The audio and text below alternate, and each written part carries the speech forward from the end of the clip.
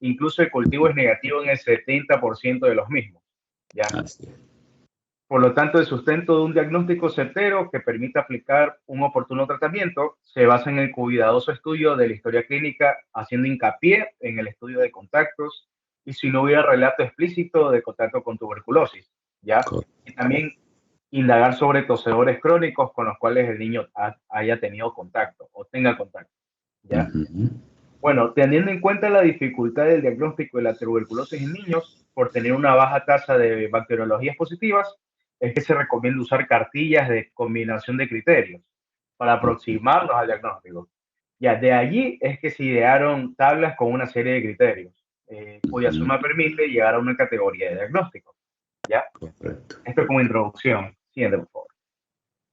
Entonces, estamos hablando que para establecer los criterios más fácilmente, porque es muy difícil establecer un criterio de tuberculosis en un niño, como estaba diciendo, se crearon los criterios de Stigen y Kaplan, ¿ya? Los cuales en 1979 Toledo y colaboradores publicaron en México un esquema simplificado en base a los criterios de Stigen, ¿ya? Los criterios de Stigen modificados por Toledo consisten en una cartilla con 6 criterios, como pueden ver ahí. Tanto clínico, radiológico, epidemiológico, inmunológico, bacteriológico e histológico, ¿ya? En donde cada criterio tiene un puntaje y la suma de ellos da 4 categorías de diagnóstico y permite realizar una prueba terapéutica cuando se tiene un determinado puntaje, ¿ya? Ahora, como pueden ver en las dos tablas, estos son los criterios de puntaje de Stigen y Kaplan y Toledo, ¿ya? Como había dicho, se clasifican en los 6: bacteriológico, anatomopatológico, inmunológico, radiológico, clínico y epidemiológico, como pueden ver a la izquierda, ¿no? Entonces, en el bacteriológico se evalúa el aislamiento de Mycobacterium tuberculosis, ¿ya? Si es positivo, esto va a dar 7 puntos. En el anatomopatológico se ve en patología si hay un granuloma específico. Si es así, se suman 4 puntos, ¿ya? En inmunológico, la reacción se ve si hay una reacción de tuberculina, ¿no? De la prueba de tuberculina, de 0 a 10 o mayor a 10 milímetros, más que todo. Si es mayor a 10 milímetros, se da un puntaje de 3. ¿Ya? En radiológico, se ve que hay un patrón sugestivo de tuberculosis, ¿ya? Y si es así, se dan 2 puntos. En el clínico, se ve si hay una sintomatología sugestiva de la tuberculosis. Y es así, en el niño se le dan 2 puntos. Y por último, en el epidemiológico, ¿ya? Se ve si hay antecedentes de contactos con tuberculosis, que el niño haya tenido antecedentes de contacto con tuberculosis. Entonces, si es positivo, se le da 2 puntos más al niño. ¿Ya? Entonces, como había explicado, todos estos puntajes que nosotros evaluamos aquí se van a sumar. Y ese total luego lo evaluamos en el puntaje total, ¿no? Como pueden ver a la derecha, el otro cuadro, se ve que si el puntaje es de 0 a 2 puntos, el criterio es que no es tuberculosis, no es TB. Si el puntaje es de 3 a 4 puntos, se tiene que sospechar de tuberculosis y debe efectuarse más investigación sobre ello. Ya se debe profundizar más. Ya si es de 5 a 6 puntos en total, ahí sí ya debemos preocuparnos porque ya es sugestivo de tuberculosis y se puede realizar una prueba terapéutica, ¿ya? Siguiendo el esquema de tratamiento. Y si es 7 o más puntos, ya es una certeza, ya estamos 100% seguros que es tuberculosis y iniciarse el tratamiento, pero ya definitivamente de uno. Correcto. Antes de seguir, Kevin, por ejemplo, Sarita, de acuerdo a estos criterios, en el caso que evaluamos ayer, y nos fuimos de una con un diagnóstico de tuberculosis, ¿verdad? La mayoría pensó en tuberculosis, ¿verdad? ¿Por qué por qué fuimos a ese diagnóstico? Y si hubiésemos tenido los criterios de Stigen y Kaplan, ¿qué criterios hubiésemos anotado para dar el diagnóstico de tuberculosis el día de ayer? Por favor. Uno sería la sintomatología sugestiva de TB. Sintomatología, ¿verdad? Ajá. Hablamos de que había un complejo de Bonn, ¿verdad? ¿Sí? Entonces hablamos de un granuloma específico. Radiológico. Ajá. Fíjese, 4 puntos, ¿no? ¿Sí? la reacción de tuberculina. Tuvimos 10, ¿verdad? Sí, Milímetros. también. Ujú. ¿Sí? Entonces 4 del granuloma más 3, ya están los 7, ¿verdad? Pero a su vez, la sintomatología, el patrón sugestivo, 2 puntos, ¿de acuerdo? Entonces, 9 puntos, doctor, ya van ahí. o sea, de una debíamos haber, como efectivamente así ocurrió, debíamos haber diagnosticado tuberculosis, ¿verdad? Muy bien. Adelante. Gracias, Sarita. Adelante con la explicación. Listo. Entonces, como había dicho el doctor, ayer en el caso clínico que nos puso, bueno, de una lanzamos que fue tuberculosis, a la suerte. Pero ya con esto ya confirmamos, ya que antes no sabíamos sobre estos criterios y ahora ya sabemos, ya confirmamos que en el caso de ayer dio como 9 puntos, ¿no? Exacto. Entonces, como pueden ver en la tabla de la derecha, si tiene 7 o más puntos, hay una certeza de tuberculosis y se debe iniciar el tratamiento. Así es. Listo. Esto con los criterios de Stigin y Kaplan modificados por Toledo. Siguiente, por favor. Muy bien. Ahora vamos a hablar algo sobre el complejo de Ghon y de Ranke, ¿ya? Entonces, tenemos que la calcificación de las lesiones pulmonares y los ganglios linfáticos ocurren en el 30% de los casos de tuberculosis primaria. El 70% restante se resuelven sin secuelas radiológicas y habitualmente se requiere un tiempo que oscila entre 6 meses y 2 años para que tenga lugar el aclaramiento completo. Bueno, para entender el complejo de Ranke, tenemos que saber qué es primero la lesión de Ghon, ¿ya? La lesión de Ghon consiste en una cicatriz parenquimatosa, calcificada o no, que ocurre en un 15 a 17% de los casos.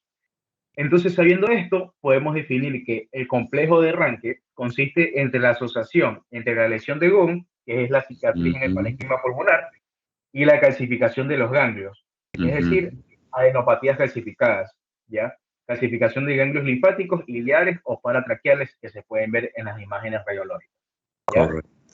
Entonces, como vuelvo y reitero, el complejo de Ranke es una asociación del complejo de Ghon con calcificación de ganglios linfáticos, ¿ya? Y linfáticos iliares y paratraqueales, Exacto. evidente, ¿no? Inflamado. Ajá. Una Ya, ahora, linfangitis. como pueden ver en las dos imágenes de la derecha, ya en la imagen de la izquierda, pueden ver señalado con una flecha que vamos a tener una tuberculosis pulmonar primaria clasificada, o sea, con complejo de Ranke, ¿no? Entonces, la Correcto. radiografía es una radiografía posterior anterior y revela un pequeño granuloma pulmonar calcificado, señalado con la flecha, que es la lesión de Ghon, asociado a adenopatías biliares calcificadas, como pueden ver un poquito alrededor, pueden ver adenopatías calcificadas también, iliares, como pueden ver ahí.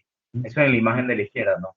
Ahora, en la imagen de la derecha vemos un patrón ya un poquito más complicado.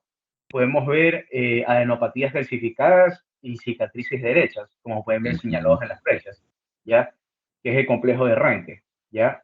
Entonces, Correcto. esos como que granulomas que se ven ahí son los granulomas calcificados, que corresponderían, claro, corresponderían a este complejo, ¿ya?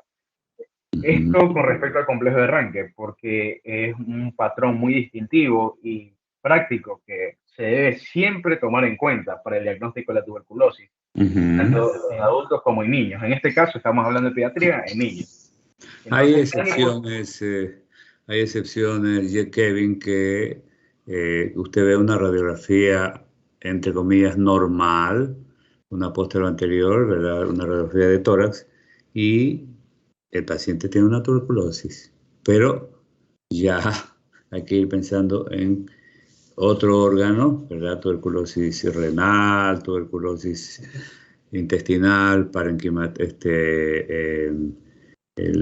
tuberculosis de vías urinarias, tuberculosis testicular, en fin, ¿verdad? O la, en general, ganglional, ¿verdad? claro, Correcto. listo. Algo importante que también he de decir es que, bueno, como decía, el complejo de Ranke es una evidencia razonablemente fidedigna, ¿no?, de la Así tuberculosis es. primaria, pero también puede desarrollarse como secuela de histoplasmosis o de Así otras es. infecciones micóticas, ya Correcto. que afectan a los pulmones y los ganglios linfáticos. Entonces, el carácter de estas calcificaciones esplénicas puede constituir un elemento decisivo para establecer la diferencia. Por ejemplo, en la histoplasmosis, por lo general, las calcificaciones esplénicas se van a presentar como sombras múltiples, pequeñas y puntiformes, frente a las sombras menos abundantes y de mayor tamaño de la tuberculosis. Es decir, que en la histoplasmosis se van a ver más grandes todavía. Correcto. ¿Ya? Y podemos establecer una diferencia, pero hay que tener en cuenta que no solo en la TB se encuentra esto, sino en la histoplasmosis también. Muy importante saber eso. Bien. Listo, esto es con el complejo de arranque. Siguiente, por favor. Ahora, por último y para finalizar, tenemos la prueba de Combe, que también es importante. ¿Por qué? Porque la prueba de Combe es una prueba epidemiológica, ¿ya? Que se usa para medir el grado de contacto con personas infectadas por tuberculosis. En este caso, se lo mide en el niño, ¿ya? Generalmente se clasifica en 3 grados. Como pueden ver en la tabla, grado 1 es que el niño haya tenido contactos esporádicos, grado 2, que haya tenido contactos frecuentes con familiares o amigos, y grado 3, que haya tenido contacto dentro del núcleo familiar. Listo. Siguiente, por favor. Pero antes de finalizar, cabe aclarar que aparte de esa clasificación corta y general que haya dicho, en pediatría existe una clasificación más extensa, pero mucho más específica, y es la siguiente que ven ahí, esa tabla anaranjada, ¿ya? Entonces, en la prueba de Combe, ahí como pueden ver, se clasifica en 5 clases, empezando desde clase 0, clase 1, clase 2, clase 3, clase 4 y clase 5 en pediatría. En la clase 0 son los individuos no infectados y no expuestos a la infección, ¿ya? La clase 1, en cambio, corresponde a individuos en contacto con tuberculosos con B positivo o PPD negativo, ¿ya? En la clase 2 es la infección tuberculosa sin enfermedad evidente, con un VAR, es decir, con un bacilo de alcohol, ácido alcohol resistente negativo, con un PPD positivo, que requieren vigilancia estricta y eventualmente tratamiento con quimioprofilaxis, ¿ya? Esos son los de clase 2. Los de clase 3 son aquellos con tuberculosis activa, pulmonar o extrapulmonar, también con el cultivo de Mycobacterium tuberculosis positivo, aunque la vaciloscopía no siempre es positiva y existe evidencia radiográfica de la enfermedad pulmonar o extrapulmonar. Esos son los de la clase 3. Ahora avanzando más grave, los de la clase 4 son, bueno, no tan graves, sino que avanzando la clasificación, los de la clase 4 son los tuberculosos sin enfermedad activa, pero con secuelas. Y puede ser datos radiográficos, PPD positivos, cultivos negativos. Y en los de clase 4 se debe investigar fecha de diagnóstico y tratamiento previo, ¿ya? Ahora, los últimos clasificados son los de la clase 5. Los de la clase 5 corresponden a los pacientes con sospecha de tuberculosis, y en este caso el diagnóstico debe ser confirmado antes de 3 meses y ser reclasificado en los de clase 5. Listo. Siguiente, por favor. Esta es la bibliografía y con esto muchas gracias. Correcto, muy bien. Clarísimo, Kevin. Así que ahí tenemos datos importantísimos que clínicamente los debemos confrontar. Entonces, insisto, la coincidencia en cuanto al diagnóstico en el caso de ayer, en que tuvimos la oportunidad de entrada a hacer la prueba terapéutica, que es muy importante, ¿verdad? Ya lo dice Stigen, ¿verdad? Y Kaplan lo dice al identificar el complejo de Von, ¿verdad? Que aunque no es característico, pero con el resto de manifestaciones clínicas podemos sospechar de una tuberculosis, y evidentemente para eso es la prueba terapéutica, ¿no? Si los antifímicos van bien, pues ni modo. Hay que seguir con el diagnóstico hasta llegar, si es posible, a identificar el bacilo de Koch o seguir con el tratamiento, ¿verdad? Y la mejoría del paciente. Muy bien. Listo. Bien. Ahora, perdón, preguntas. Aaron.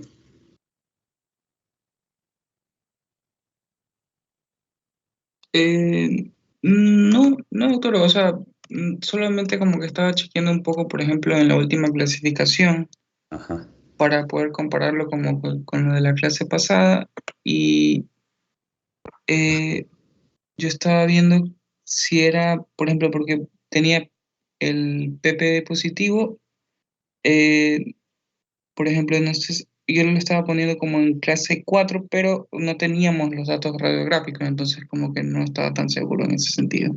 Ajá, Pero de ahí, no, de ahí nada más. correcto. Creo que ayer sí dimos datos sobre la parte radiográfica, me parece que vimos. Estaba revisando en el caso, me parece que no. Pues, No, está el ionograma, no, no está, creo, no, no está. sí, Ujú. tiene razón. Ajá, mire usted, sin diagnóstico, pero encontramos manifestaciones respiratorias, ¿verdad? Sí, Claro, la sintomatología. Sí. Sí. Ujú. bien. Habían, sí, en pulmones habían infiltrados difusos en ambos campos pulmonares, más complejo de Ghon. Entonces, implícitamente, al mencionar aquello en la descripción del caso clínico, se supone que si hemos detectado infiltrados difusos, quiere decir, más el complejo de Ghon, quiere decir que sí teníamos la provisión de una, se sobreentiende, ¿no? Una radiografía, ¿verdad? Por lo menos AP o posterior anterior. Ajá. Sí, tiene razón, pero ahí estaría implícito, ¿no? En todo caso, sí, sí se contaba con radiografía, por supuesto. Ujú. De tórax. Bien. Eso, ¿algo más, Juan Sebastián?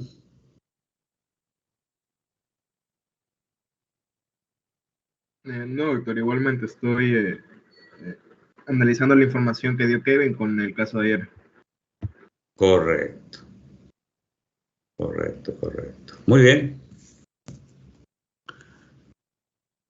Eduardo, ¿algo que quiera acotar? Bueno, no conocía estos criterios. Pensé que solamente, o sea, me parece bastante útil. No los Muy. conocía. Pensé que el diagnóstico era más solo por la parte radiológica y sintomatológica. Ajá. Pero me parece chévere, o sea, No, los criterios una herramienta útil. son una herramienta, exactamente, es una herramienta muy útil, ¿no? Muy, Sí, muy doctor, y lo útil. chévere es que es fácil de usar, es muy Ajá. fácil y práctico, y rápido más que todo, Así es, porque solo como que ves los puntajes, los sumas y ahí tú vas clasificando ya. así es. Nos ayuda muchísimo, definitivamente, ¿no? Eh, Valeria, no. Bien. Entonces, aprovechemos el tiempo. Eh, Vamos a resolver un caso. Este sí de la vida real también, ¿verdad? 28 de enero. Bien, un paciente de 5 años de edad, 5 años de edad, ¿no? Sexo, hombre, género masculino, ¿no? Consulta por presentar fiebre que fue progresivamente, según la madre, elevándose, ¿verdad? Al momento de la exploración presenta 39,5 grados centígrados. Ujú. Bien. Eh, Al inicio del cuadro, al inicio, ¿verdad? Presentó un despeño diarreico. Un despeño diarreico, ¿verdad? En 3 deposiciones líquidas.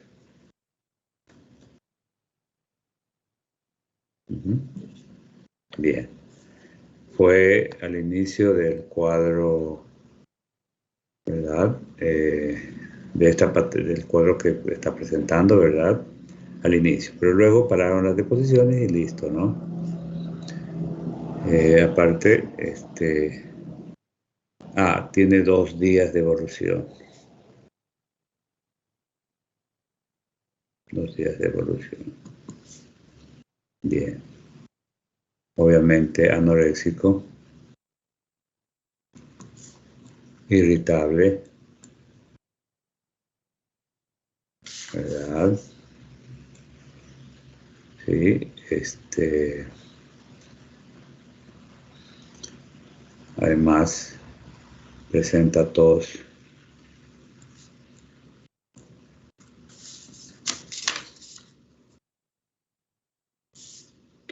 progresiva en intensidad, ¿no? Bien. Sensorio normal.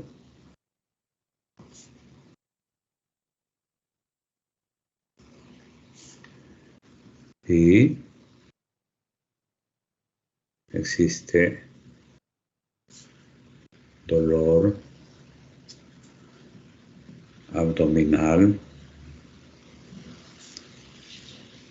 de mediano a intenso.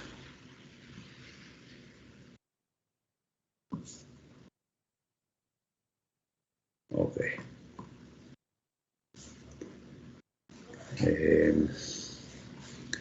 La diuresis está normal.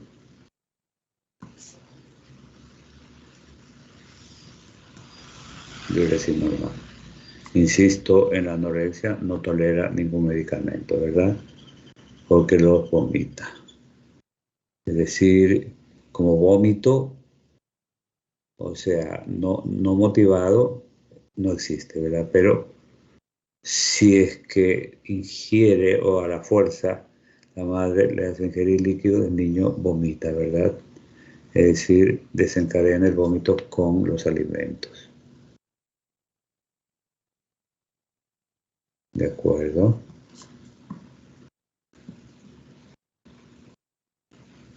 Bien.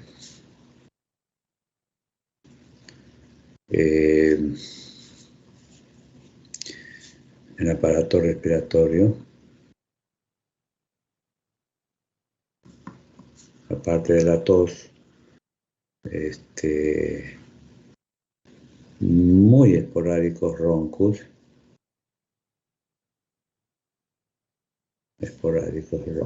punto. Bien. Entonces, como ustedes ven, lo que predomina, lo que destaca es un proceso febril. Ok. Con un despeño inicial diarreico y pare de contar. La faringe está bien, ¿verdad? Como está con esas sensaciones nauseosas y sensaciones de vómito inducido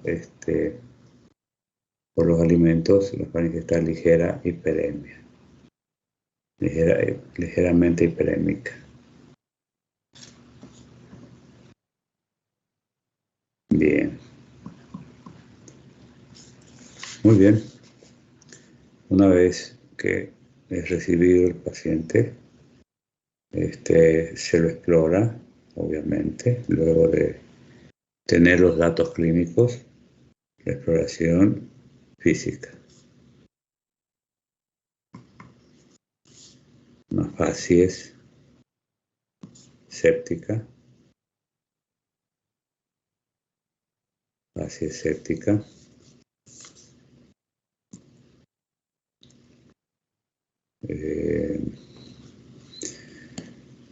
por su condición de irritabilidad, de incomodidad del paciente, está ligeramente taquicárdico, ¿no?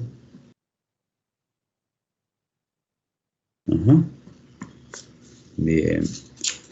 Al explorar abdomen,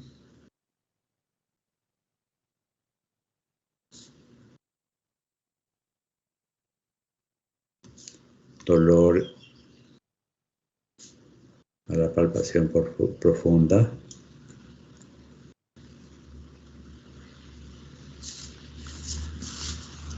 Sí.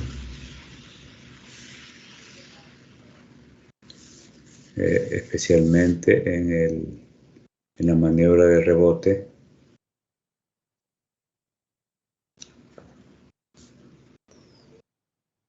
Positiva.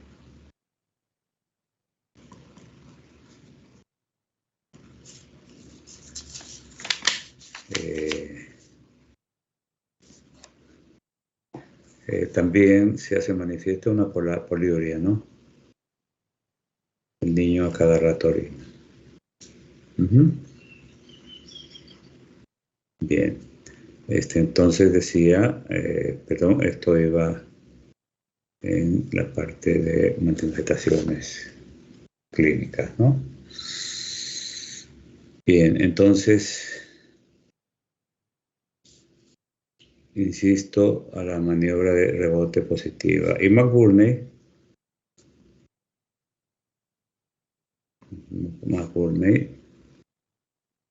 positivo.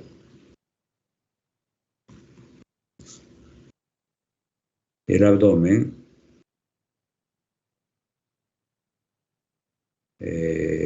distendido.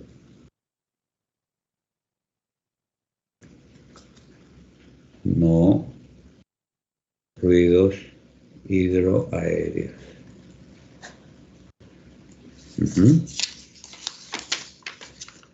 Bien. Exámenes complementarios. Se pidió una biometría hemática,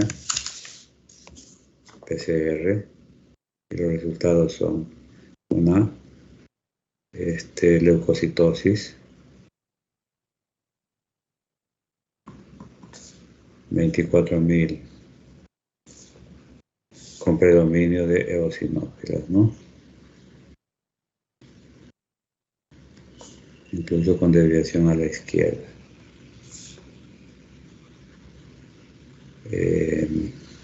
PCR 24.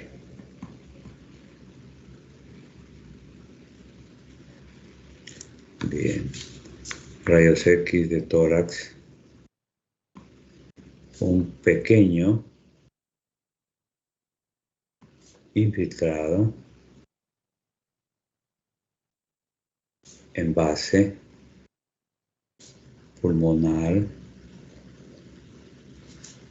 derecha.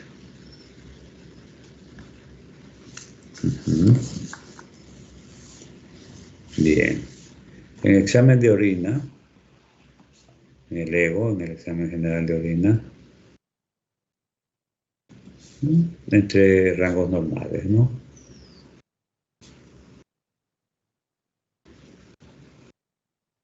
Muy bien.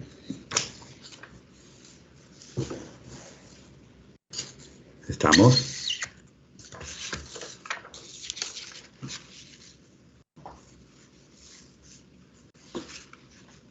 Ok. Entonces, ahora, así presentado el caso, Cristina.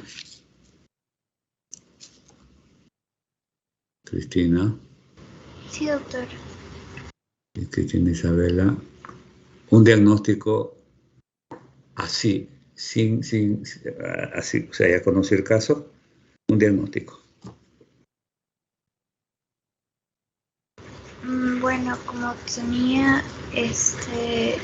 el McBurney positivo, tal vez podría tener Una apendicitis. Una apendicitis. Diagnóstico presuntivo. Apendicitis. Correcto. Bien. Gracias, Cristina. Melanie.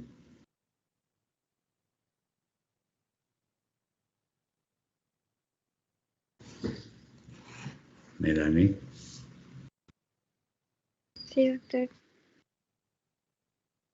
¿Cuál es su diagnóstico?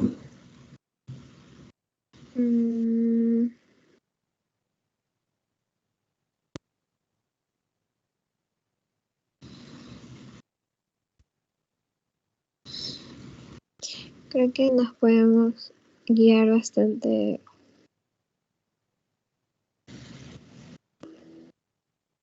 por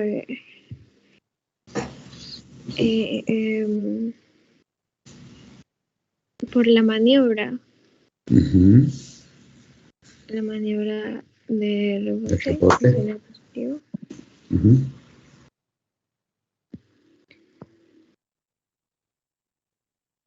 Por lo tanto, su diagnóstico.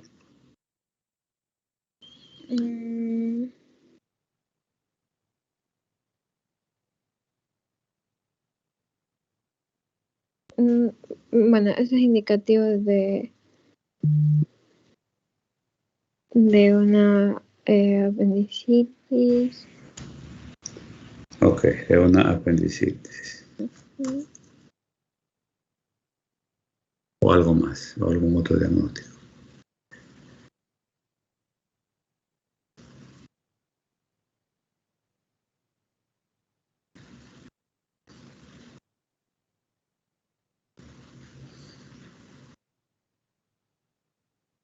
Ya, nos quedamos con apendicitis.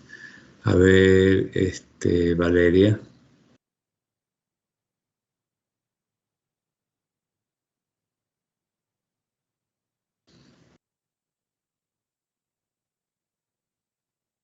Doctor.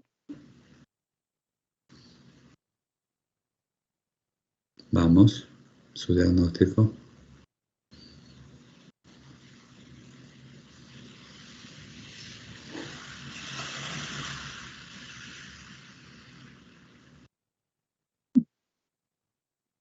Podría ser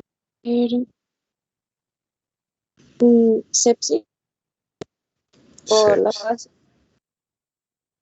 Ajá, sepsis. Uh-huh. Ok.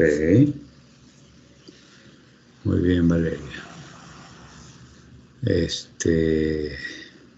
Aaron. Doctor, yo me iría por la apendicitis, aparte del McBurney también, o sea, podemos ver también en el caso de los leucocitos, quizá la apendicitis ya haya avanzado bastante, entonces aumentó bastante los leucocitos y también por la maniobra de rebote que también está positiva. O sea, presuntivamente yo me iría por apendicitis, aunque menciona que tiene roncos esporádicos, entonces como que no estoy tan seguro, pero yo me iría presuntivamente por la apendicitis. Ya, entonces hasta ahora hay 3 apendicitis y una sepsis. Ok. Vamos con Eduardo. Ya. Bueno, yo también lo primero que pensé fue apendicitis. Ajá. Pero tendría que preguntarle si el dolor se encontraba en fosa ilíaca derecha. Sí. Y o sea, no tiene antecedentes quirúrgicos. No hay antecedentes quirúrgicos. No, hay un dolor difuso. Uh-huh. Usted pone la mano en el abdomen y hay un dolor difuso. Claro.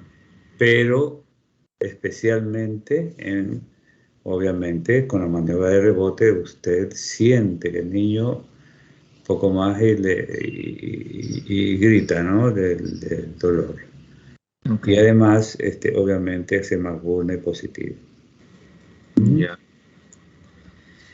Entonces se va por Yo me voy por apendicitis. De hecho, este cuadro así, casi exactamente igual, me dio a mí cuando tenía como 13 años. Ya.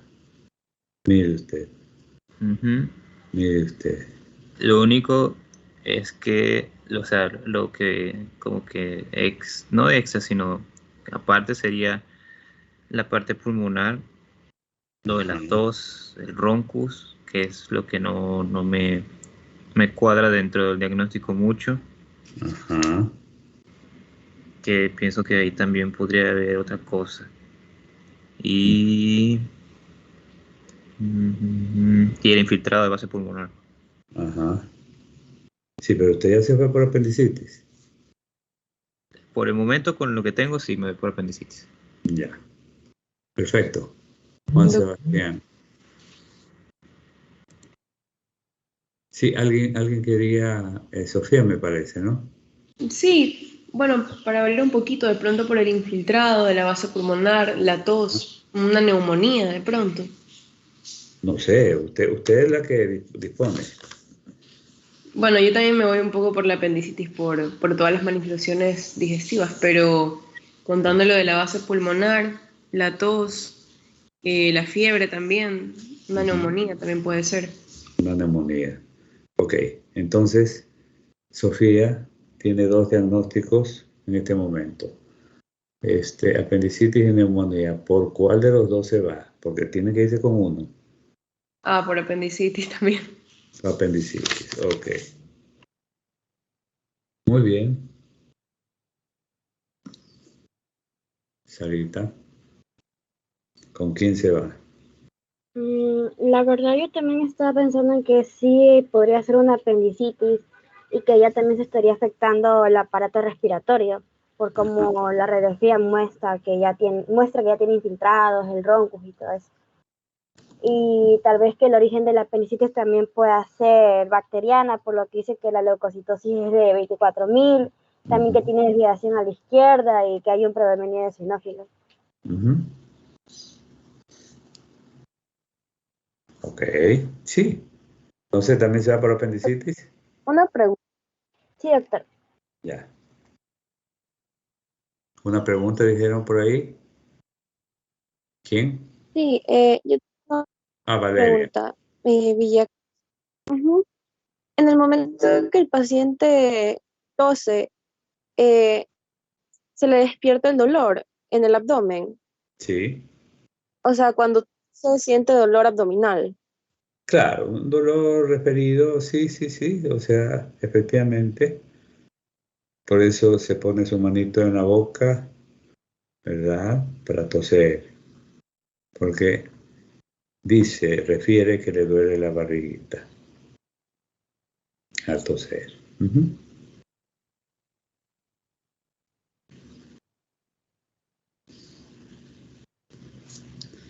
Ok, doctor. Ajá. Pregunta. A ver, ahora sí, Kevin.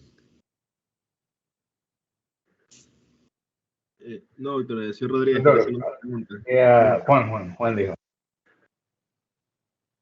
Ajá, Juan Sebastián. Sí, quería pedir un poco más de contexto acerca del caso. La anorexia, la diarrea mencionó que lleva 2 días de evolución y la anorexia igual. No. La diarrea se presentó al inicio, o sea, el paciente empezó con las molestias y se fue en diarrea. ¿Sí? Hizo 3 deposiciones líquidas, pero ahí paró la diarrea. O sea, no es que la diarrea duró 2 días, no. El proceso evolutivo de o sea, la fiebre y las molestias restantes, sí, 2 días.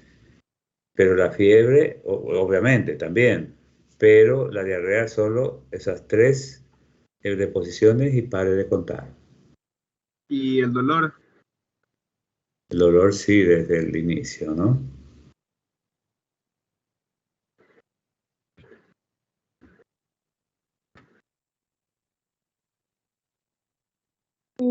Doctor, otra pregunta. Y el dolor, Juan Sebastián, fue siempre bastante de moderado a intenso luego, ¿no?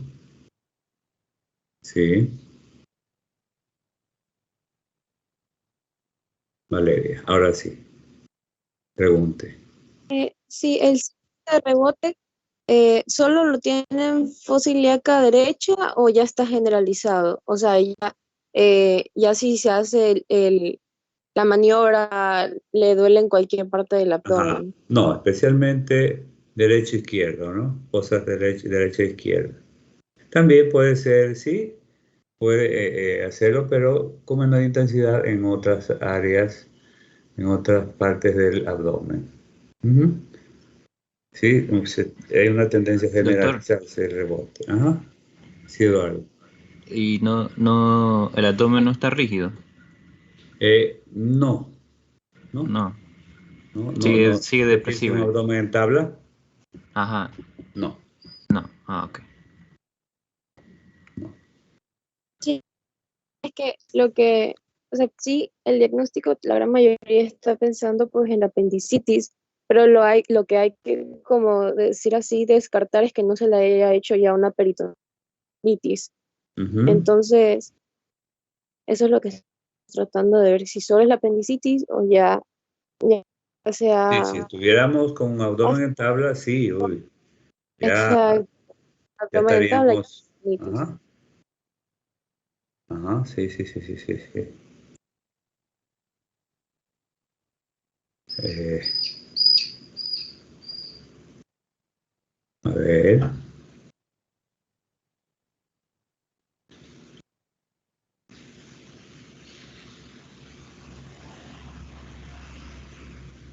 Bien.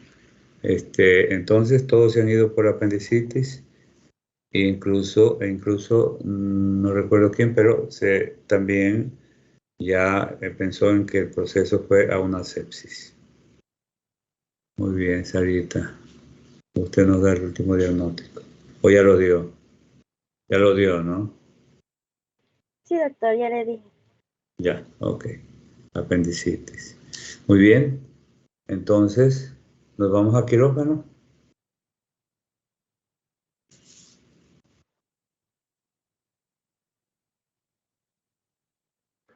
¿Qué pasó? Nos Primero quedamos en... un eco, doctor, una tomografía. Se va con una Sí, tomografía. claro. Por lo menos un eco, ¿no? Por Sí, lo al menos menos un para Sí, eco, sí. confirmar doctor, el cáncer. ajá. Ok, el eco nos habla nada más de un proceso inflamatorio, especialmente el psoas. Ujú. Y no hay niveles, o sea, no se detectan niveles en cuanto a las asas intestinales, ¿no? El eco sí muestra, además, obviamente, una distensión, pero no nos da mayores datos, ¿sí?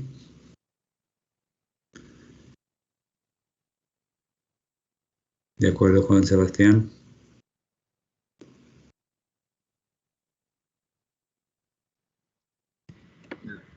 Listo, doctor. Bueno, si el VAR dice que no es penal, doctor, no es penal. Ya, entonces se van con apendicitis, ¿no? Sí, doctor. Ya, muy bien. Ahora me toca.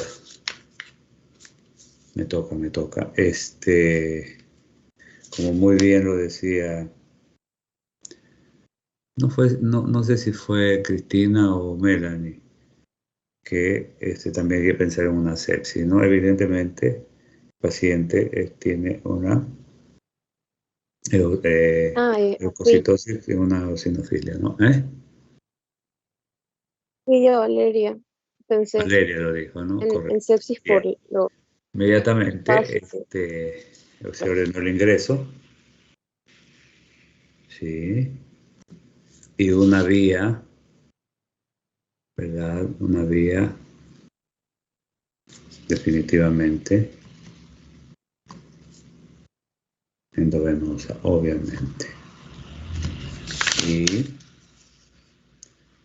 nos fuimos con AMPI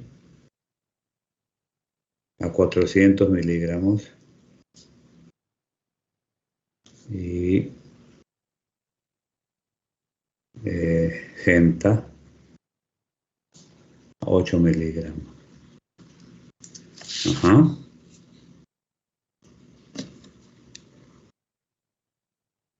¿De acuerdo? Igual pedimos que preparen quirófano y que se llame al cirujano de emergencia.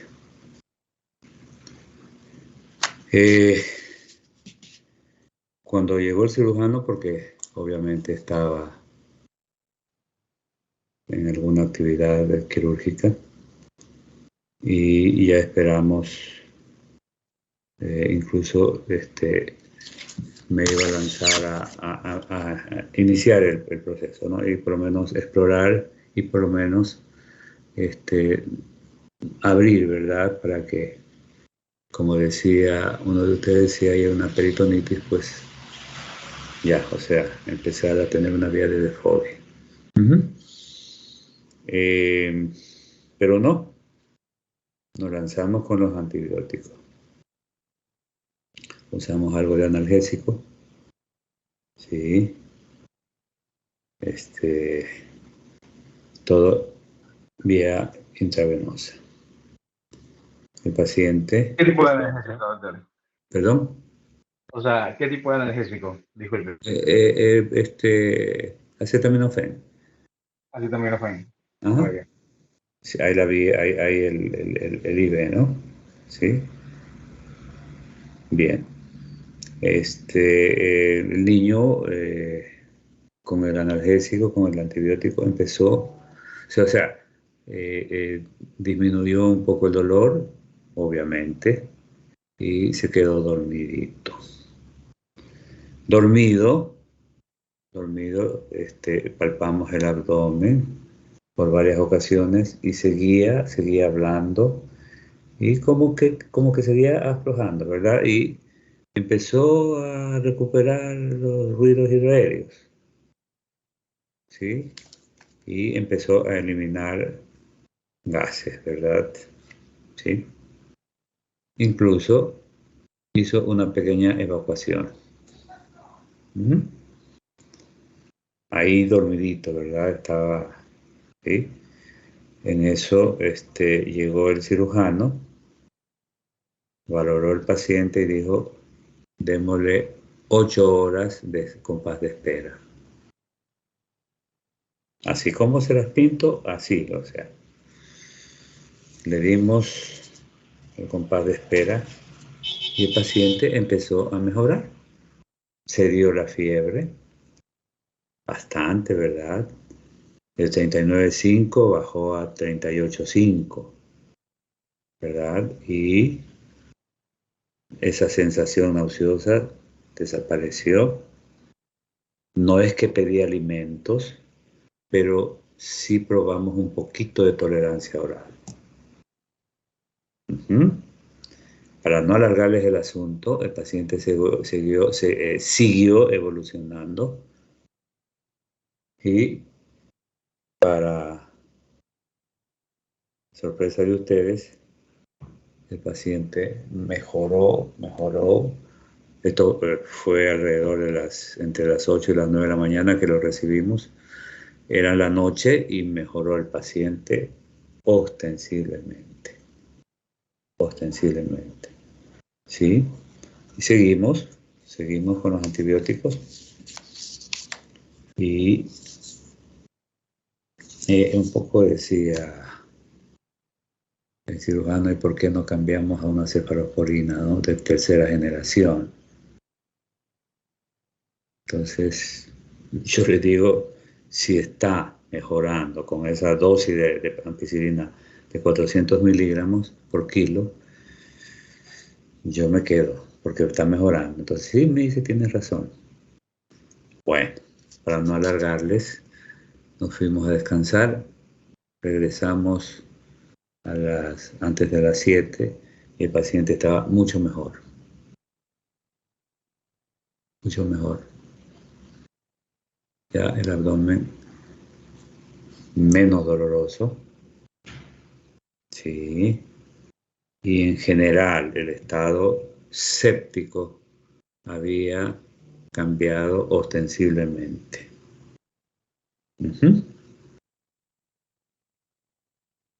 Y para no alargarles, ya pues se quedó con la medicación. Sí, mejoró de tal forma que ya a las 24 horas, es decir, a las 9 del día siguiente, estaba prácticamente afebril. Sí, tenía sus 38, obviamente una temperatura tolerante y buena, necesaria, porque también la temperatura, sí, pasadita de lo normal es necesaria, ¿verdad? Mejoró y al segundo día bajamos la dosis del antibiótico a 200. Y obviamente mejoró, insisto, seguía la mejoría, ¿no? Ya no fue necesario analgésico, no fue necesario, o sea, el analgésico obviamente se dio cuando ya se tenía prácticamente el diagnóstico de apendicitis, porque efectivamente, sí, pero yo me decidí a seguir con el tratamiento para ver la dosis respuesta en razón de ese infiltrado en la base pulmonar. Así que mucho cuidado con esos infiltrados.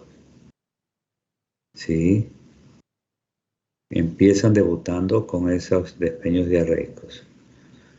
Sí, empiezan generando un dolor referido hacia abdomen. Y por supuesto, el proceso de vecindad inflamatorio, ¿no? ¿Qué les parece? Así que todos nos fuimos de bruces con el diagnóstico. Es normal, ¿no? Muchos pacientes, a veces que no son observados con más prolijidad, entran al quirófano enseguida y se encuentran con un apéndice NN. ¿Ya? Entonces, por seguir con el antibiótico para poder contrarrestar esa neumonía, ¿verdad? ¿Qué les parece?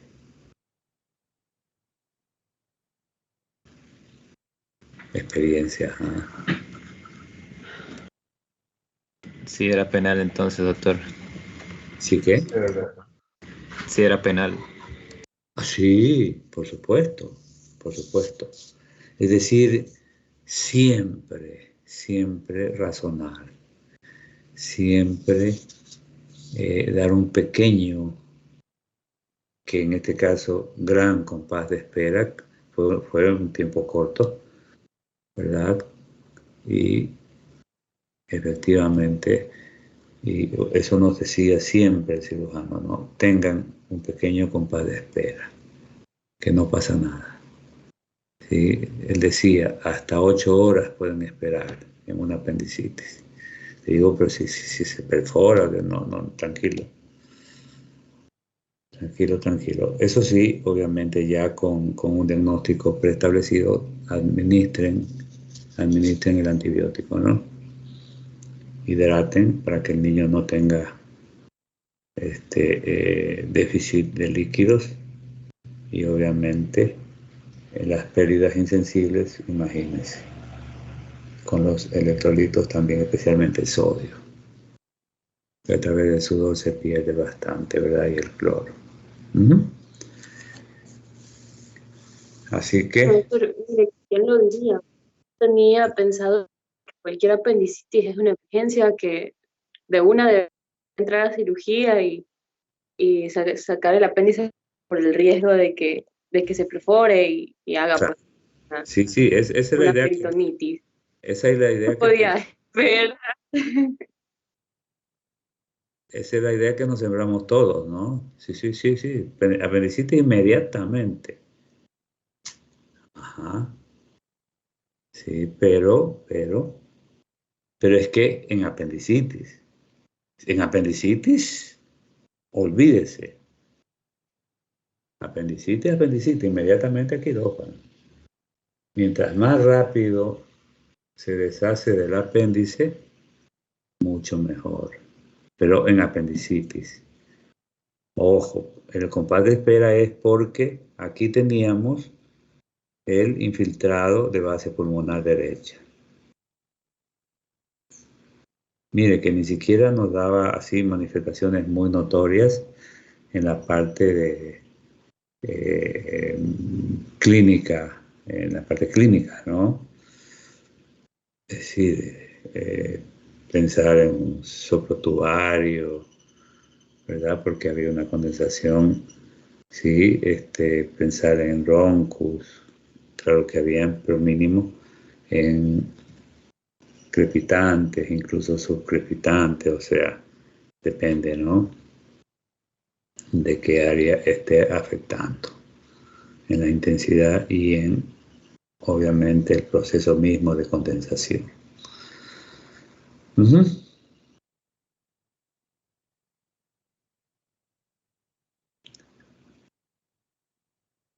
¿Qué dicen? Nos quedamos... Sarita, ¿qué pasó con su diagnóstico? ¿Se le vino abajo? Sí, a todo, obviamente a todo. Y por el riesgo, como decía muy bien Valeria, en la apendicitis sí, en el apendicitis, claro, inmediato, ¿no? Pero en apendicitis.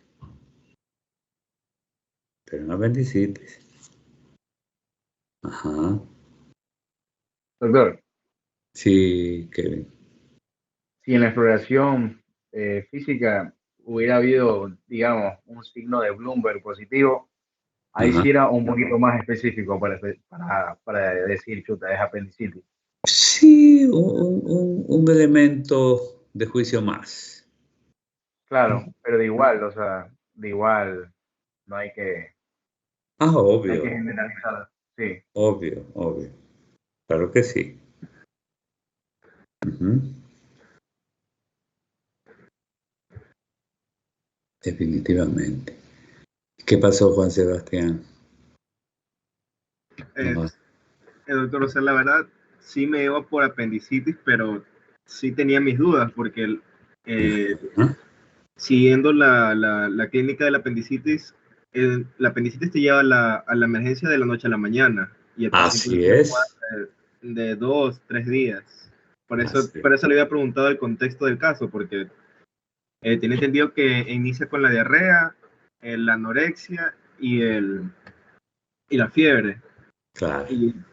Pero el periodo de tiempo suele ser un poco más corto. Por eso tenía mis dudas sobre si era apendicitis o no. Fíjese que ya teníamos 2 días. En 2 días una apendicitis. Ay. ¿No? Ese también es un dato muy importante lo que acaba de señalar Juan Sebastián, ¿no? A veces lo que menos aparentemente tiene importancia, hay que darle la importancia, ¿no? Por ejemplo, analizar el tiempo, analizar esa condensación, ese pequeño infiltrado en base pulmonar, darle importancia. Sí, todo tiene importancia. Por eso yo la veía a Sofía tambalear, ¿no? Sí, como que sí le daba ganas a Sofía, ¿no? De irse por la neumonía, ¿no? Sí, doctor. Con el infiltrado había pensado en eso. Claro, pero dijo, no, aquí me salvo más rápido, ¿no? Sí, salvo al paciente, ¿no? Sí, operando, haciendo el trámite para la intervención quirúrgica de esa apendicitis, o sea, una apendicectomía. Ajá. Entonces, no tengamos miedo, porque el decir un criterio, ¿verdad? Si eso se lo decíamos al cirujano, porque cree que el cirujano de una vasta experiencia, es una lástima porque ya falleció, y justo por COVID, ¿no? Estaba en el Roberto Gilbert, seguía, ¿verdad? Tenía años en el Roberto Gilbert, tenía una experiencia espectacular. Y por algo nos dijo, espérate, observemos unas horitas, ¿no? Y a eso, un poco, fortaleció esa sensación que tenía de que la causa no era por la apendicitis, sino por la neumonía, ¿no? Entonces, y como estábamos de guardia, tenía que hacer el seguimiento, ¿no? Ahí, al pie del paciente. Uh-huh. En fin. Entonces, sí, es bueno equivocarse, ¿no? Es bueno equivocarse, obviamente, en favor del paciente. Doctor. Ajá, Kevin. Entonces, si en este caso le hubiéramos mandado a cirugía, literalmente le hubieran abierto el abdomen de por gusto. Por gusto, exacto. Claro. Hubiéramos complicado la situación. Exacto. Ajá. Pero ahora muy traumático. Abren tanto el abdomen, hacen más la... Valeria. Ahora ya no abren tanto el abdomen, hacen más la paroscopía. Así es, la paroscopía, o sea, así es. Ajá, ya, antes sí te daban y te abrían y todo, ahora ya con la paroscopía así es más fácil. Es más fácil, correcto. Sí, pero estamos hablando de época en donde había que abrir, ¿no? Sí, hace algunos añitos. Uh-huh. Y siempre me acuerdo de este paciente, ¿no? Nunca se me olvida porque, nos removió los cimientos, ¿no? Y evidentemente agregó a nuestro caudal de conocimientos un poco más de experiencia, ¿verdad? Uh-huh. Y eso nos sirvió muchísimo, muchísimo. Mucho. Uh-huh. Bien.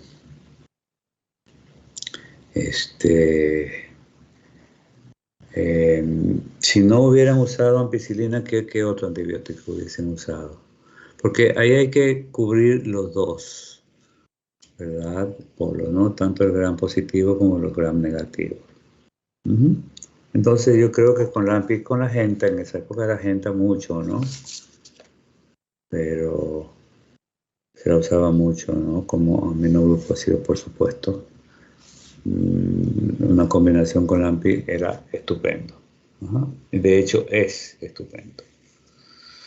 Siempre hay que cubrir cuando estamos así un poco sin una ayuda de un cultivo o de algo por el estilo, ¿no? Pues ni modo, en este caso, de donde la muestra, ¿no?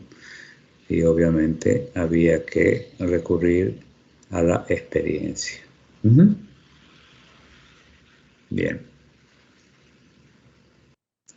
Bien. ¿Qué pasó, Aaron? ¿Te quedaste?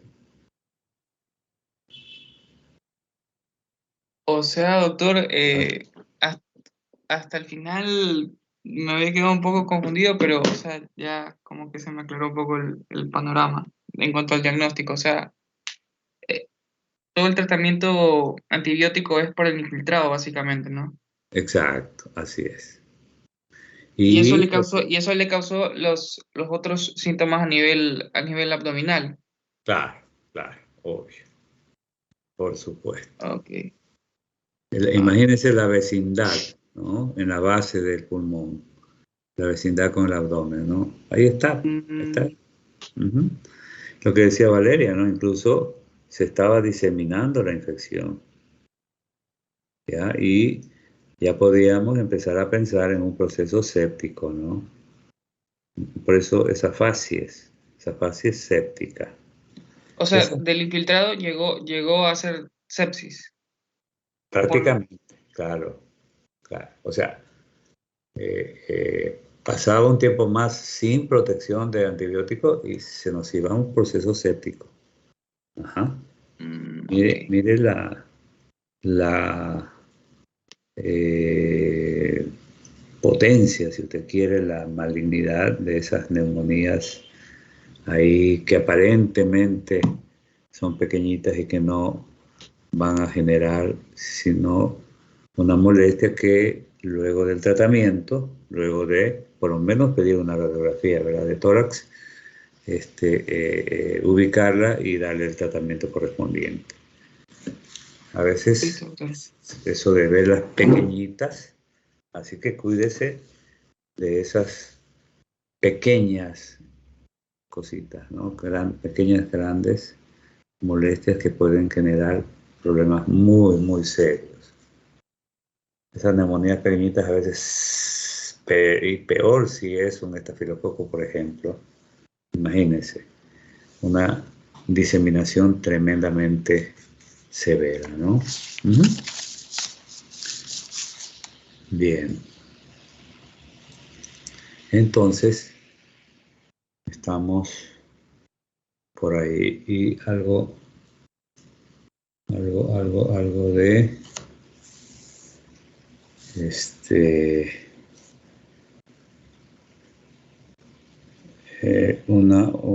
estos cuadros pueden llevar a deshidrataciones también, ¿no? A desequilibrios hidroelectrolíticos y eso complica más, ¿sí?, tubo digestivo, ¿no? Uh-huh. Por ejemplo, sí es bastante orientador, ¿verdad?, a que sigamos pensando en apendicitis porque empieza con un pequeño despeño diarreico, ¿no? Muchas, insisto, neumonías debutan con diarrea. Entonces, hizo su despeño diarreico, paró, ya, y justo ese stop nos orienta a pensar en apendicitis. El intestino detiene, ¿verdad?, su peristaltismo, detiene y obviamente sigue su proceso evolutivo, ese proceso, entre comillas, infeccioso apendicular, ¿verdad? Uh-huh. Entonces, la importancia de ser cautos en lo que hacemos o dejamos de hacer, ¿no? Sí. ¿Estamos? Esto nos va a servir muchísimo para pensar dos veces. Ahora, que los abdómenes agudos en menores de 5 años, la apendicitis es una de las patologías más frecuentes, por supuesto.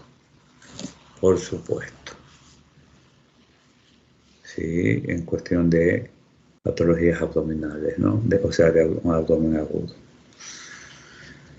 Entonces, evidentemente, estamos obligados a pensar en las apendicitis, definitivamente.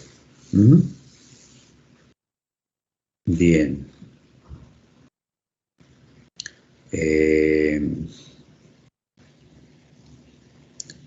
Vamos con otro pacientito, ¿les parece?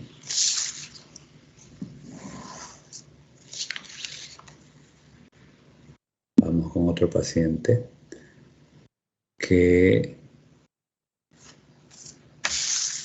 tiene 4 años, sexo femenino,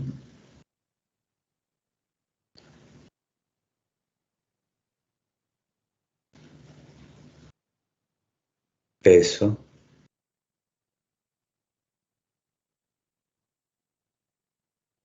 17 kilos, consulta por otalgia,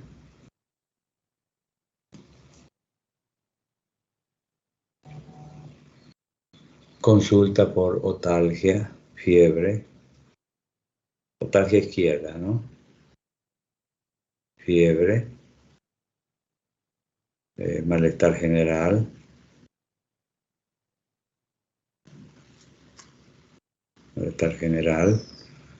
cefalea,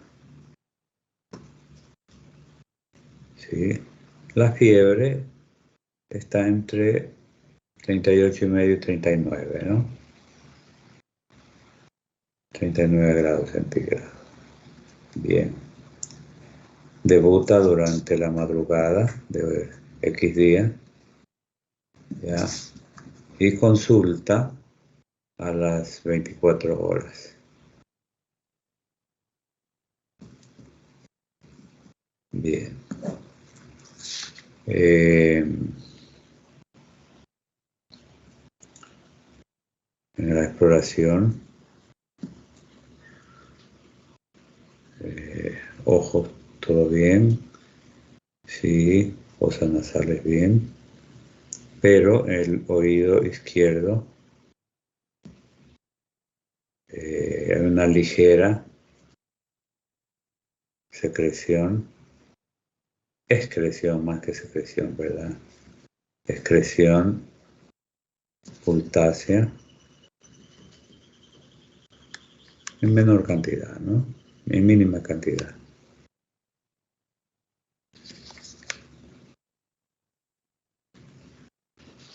Sí. La niña muy irritable, llora mucho por el dolor del oído, obviamente. Bien.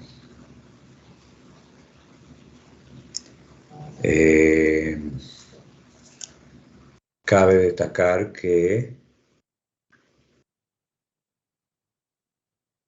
la niñita estuvo hace 48 horas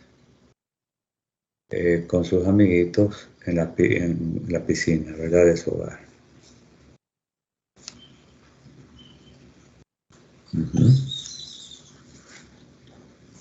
Bien. Ok.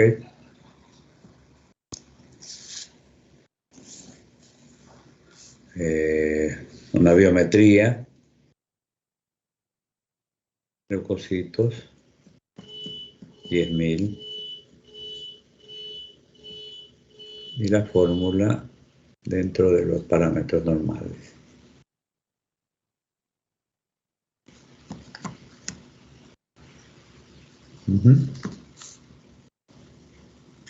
Procalcitonina ligeramente elevada.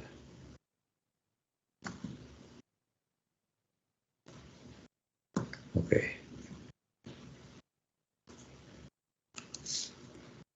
Se toma una muestra de la secreción óptica y todavía no hay resultado. Entonces un cultivo de secreción del oído. La faringe normal, ¿no? El resto de la exploración, abdomen normal, genitales normales, todo en orden. Bien.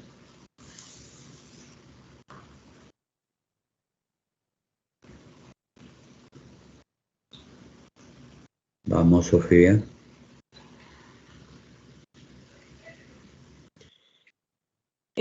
Bueno, doctor, por los antecedentes de la niña que estuvo en la piscina de su hogar, la secreción del oído, yo creería que puede ser pronto una otitis que haya tenido la niña por una infección en la piscina.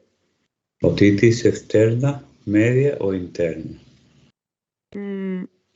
Media. Media, ok. Aparte también tiene leucocitosis.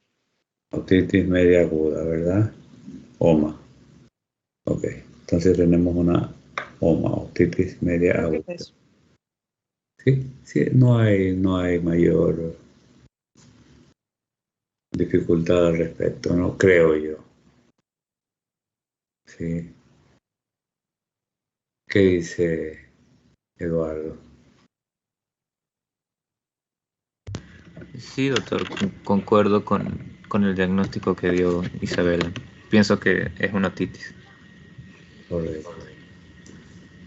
Bien. Valeria.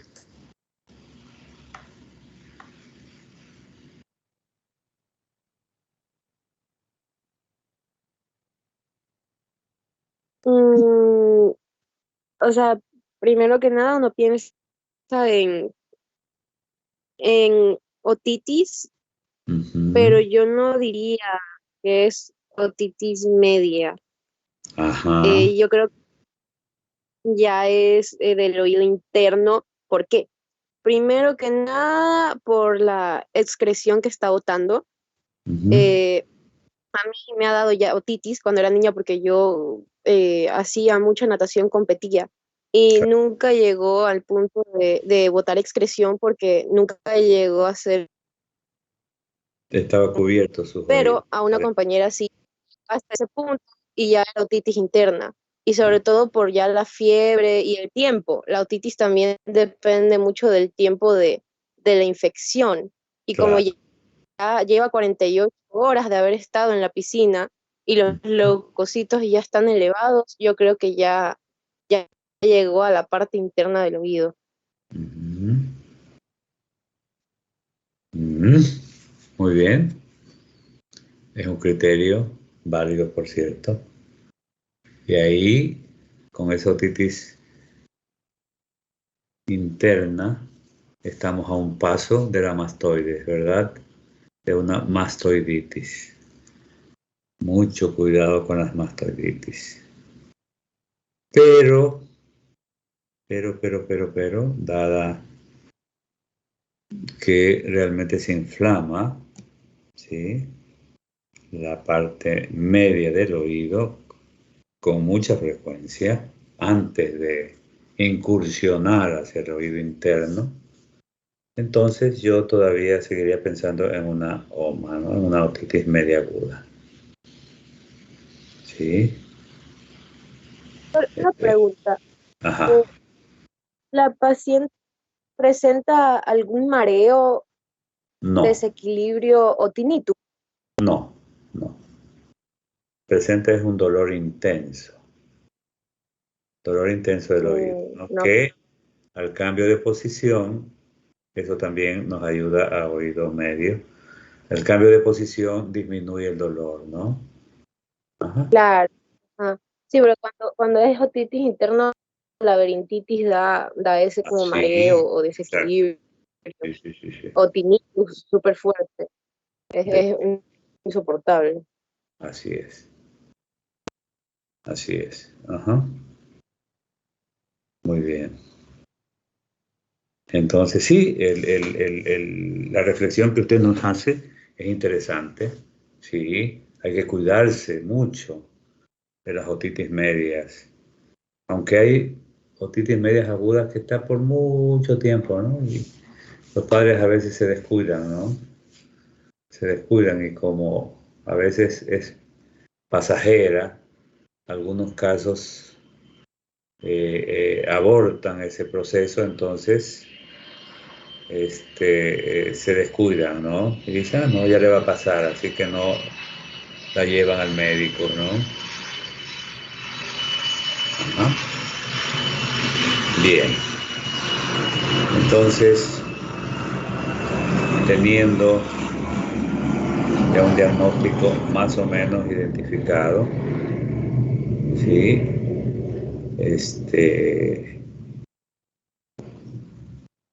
¿Algún otro comentario, por si acaso, Yani?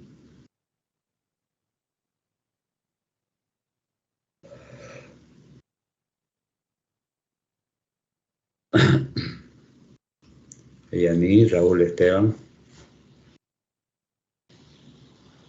No sabría decir. Ya. Ok. Raúl.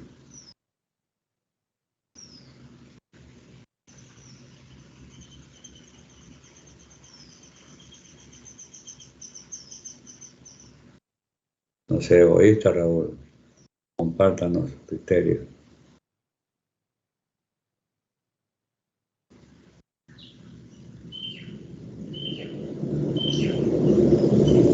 ¿Qué hace Sarita con este paciente?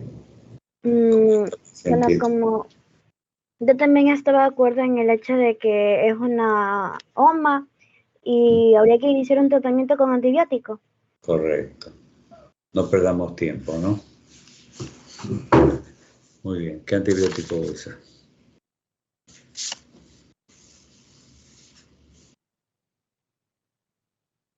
A ver, le doy 3 opciones. Claritomicina, penicilina o oxacilina, amoxicilina.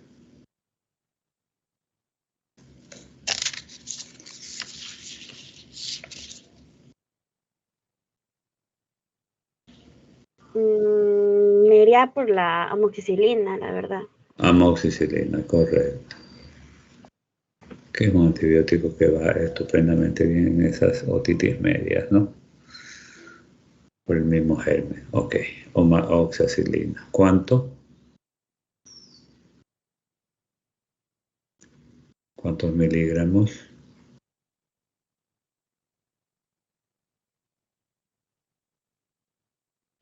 Em, este, eh,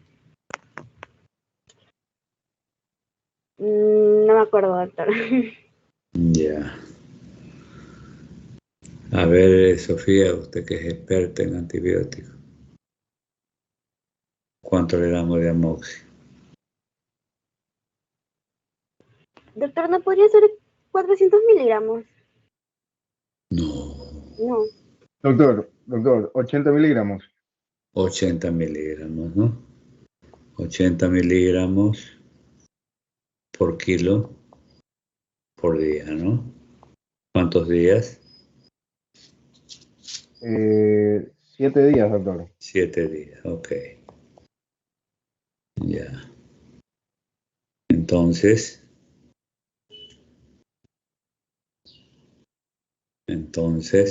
80 por 17, ¿no?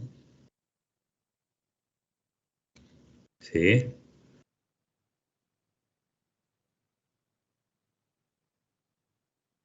Sale 1360. 1360. Ajá. Dividido para 3, ¿verdad? 453. 453, ¿verdad? No nos complicamos. 500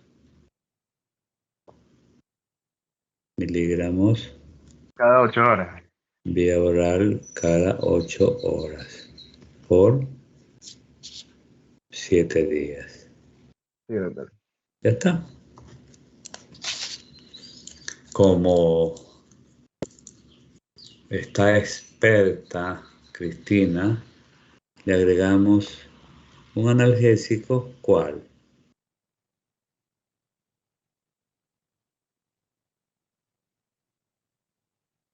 Acetaminofén. Acetaminofén, ok. Ya. ¿Cuánto? 15 miligramos kilogramo dosis, ¿no? Por razones necesarias. Entonces más acetaminofén, 15 miligramos por kilo por razones necesarias. Más, nada más, no le damos ningún otro medicamento. El acetaminofén nos actúa para la fiebre y para el dolor, ¿verdad? Así que no hay ningún problema. Obviamente, medidas higiénicas, no usar la piscina, por supuesto. ¿Y qué más haría, Sofía?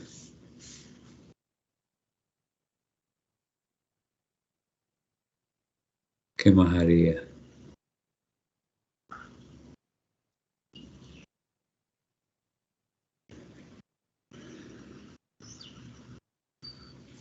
Y olvidémonos de la niña, ¿qué más haría en el entorno?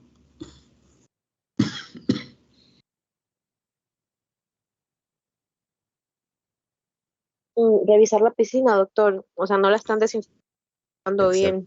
Exactamente, algo pasa. Hay una persona que siempre hace la limpieza, ¿verdad? Que hace la desinfección y la cloración, ¿verdad? Entonces, hay que evaluar esa piscina. Algo está pasando ahí. Por eso ya se presenta el primer caso de otitis media. Entonces, mucho ojo. Mucho cuidado. Hay que estar en todo. En todo. Ahí despiertos, ¿verdad? Que nada pase. Cuidando. Eso es la responsabilidad en el hogar, tanto de la madre como el padre, en relación a los niños, ¿no? De acuerdo. De acuerdo. Entonces, la evolución va bien. Y al 7º día, paramos el antibiótico.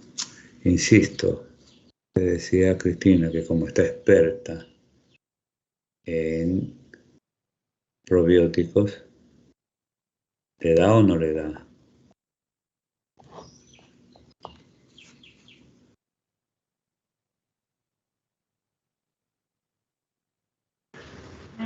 La verdad, no sabría decir si le doy o no le doy. Ya. ¿Qué dice Kevin? ¿Le das o no le das probióticos a la niñita? Probióticos, sí, ¿por qué no? Así es. Estás dando antibiótico, ¿verdad? Sí. Es hasta profiláctico también. Claro, pero una dosis adecuada, ¿no? Con una capsulita, ¿verdad? De lactobacillus y ya. O le das yogur.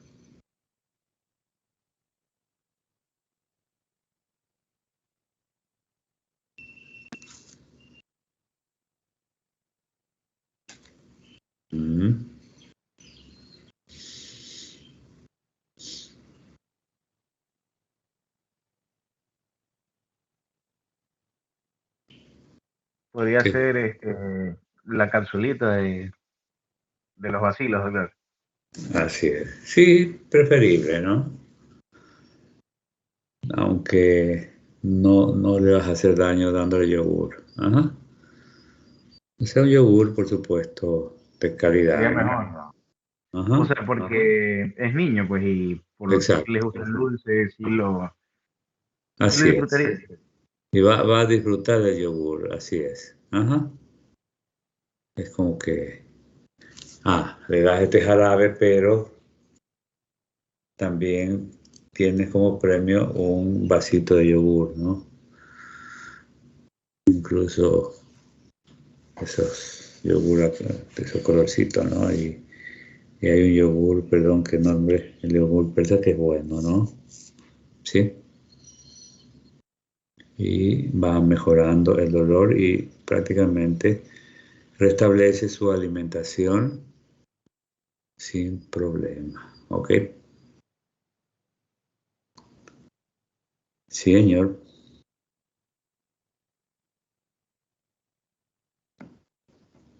Bien. Entonces, esas otitis no hay que dejarlas ahí sin tratamiento. Tienen que recibir tratamiento. Pero vemos en el campo, vemos bastantes otitis, ¿no? Y ahí están los niñitos con su oído, ¿verdad?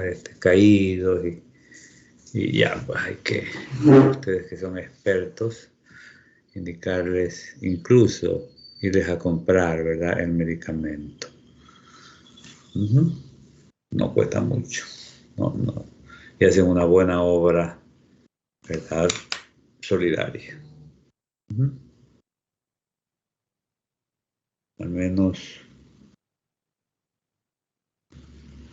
lo hacemos cuando vamos a la playa. Siempre hay personas que ayudan a la limpieza, que ayudan a... Entonces, mijito que está con... recuerdo de niñito que vomita y entonces ya pues lo derivamos a Licasa Bustamante, ¿verdad? Para que traten ese niñito de 1 mes. Cada vez que se alimentaba, vomitaba. Ajá. Entonces, pensé ¿en qué?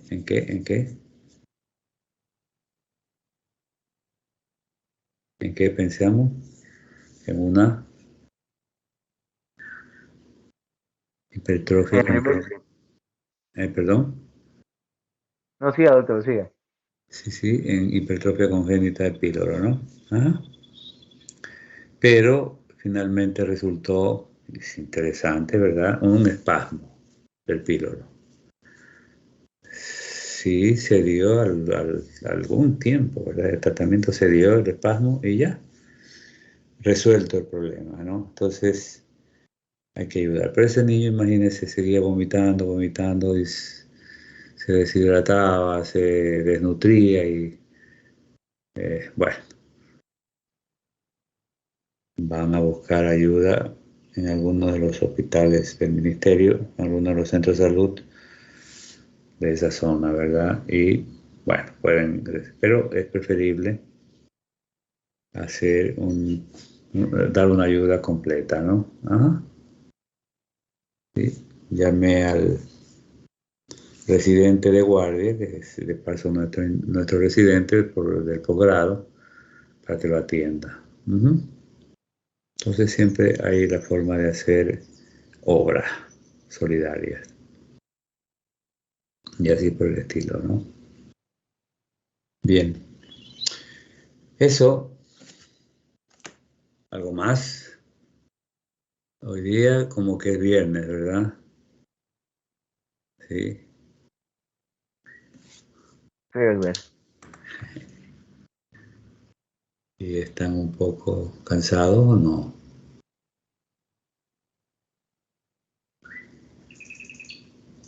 Sí, doctor. Sí, ¿no? Bien, Un poco entonces, molesto, doctor. ¿Perdón? Un poco molestos nomás, doctor, por el partido de ayer. Nos robaron, doctor. ¿Por qué molesto? Nos robaron el partido. Nos robaron 2 penales. Pero ellos por no querer. Fue robo, doctor, ese partido. Eso es robo. Bueno, dos no, pero uno sí. El último, el final. Ese sí, ese era robado. Ese arquero tuvo que haber salido 2 veces con esa tarjeta roja. Pero ahí está, pues. Pero si hubiera sido un ecuatoriano. Lo sacaba rapidito, pues. Si fuiste sido tapando un Banguera, por ejemplo, ya lo botaban ya, por ejemplo. Claro. Pero ese es el problema, ¿no? Pero parece que si usted escucha los comentarios de las personas, la gente se contentaba con el empate. O sea, decían a Brasil empatarle, ya, pero estaba Brasil para la boleta. Tranquilamente se le podía ganar. Y de hecho que pudieron hacerlo. Y los muchachos jugaron bien. Doctor, es que fue por el árbitro más que todo, porque el árbitro es colombiano, claro, y los del VAR son uruguayos. Uruguayos, exacto. Entonces, y por eso, más que todo fue un mal arbitraje, dicen. Así es. Sí, un mal arbitraje, definitivamente. Porque ese colombiano es bueno, ese árbitro es bueno. Pero también ha sido bueno para perjudicar a los equipos más chicos, ¿no? Claro, porque les conviene a Colombia, pues, y pasó como por venganza también, cuando le metimos la goleada del 6-1. Claro. Pero no creo que hasta allá llegue. Así que peligra Colombia quedarse afuera, ¿no?, del Mundial, pero no creo. Ecuador lo que tiene que hacer es, ahora con Perú, asegurar un puntito más. Y ahí con otro punto está dentro, ¿no? O sea, 2 puntos más. ¿Sí? Aquí a Argentina también hay que empatarle, por lo menos, aunque Argentina se